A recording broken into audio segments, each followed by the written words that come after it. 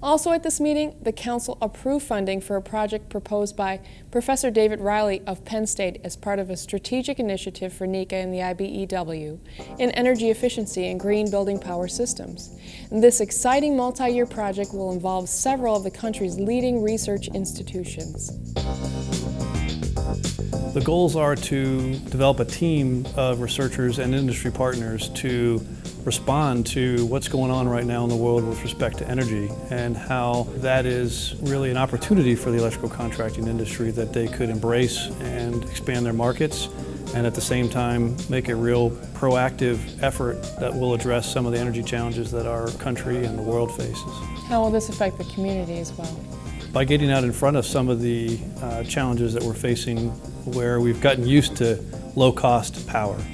And that's going to be, already is creating some hardships in terms of the gas pump. What's going to happen this winter with fuel costs and heating are substantial. So if we can begin to look at business models that are wrapped around energy efficiency, consumers are going to benefit dramatically in terms of the dollars that they're spending on energy. So there's a demand, of course, for the low-cost power, but it costs quite a bit to have energy-efficient buildings. So how do you meet that demand for the increasing cost? One of the dynamics is that for a very long time, we've been designing buildings assuming that energy is inexpensive.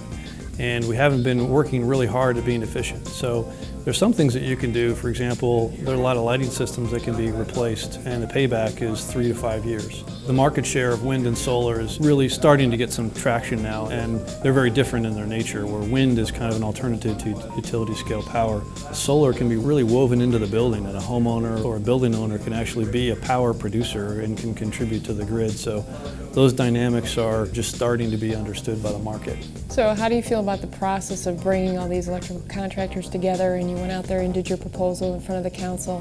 There's a lot of awareness right now about this particular subject, and it's one that isn't very defined research topic. It's an issue that we all face. So everyone is seeking something to be doing that is going to make a contribution, and being in a room full of industry leaders like that and seeing them nod their heads gives us a lot of confidence that we've listened well and we've put together a project that's really going to make a good contribution.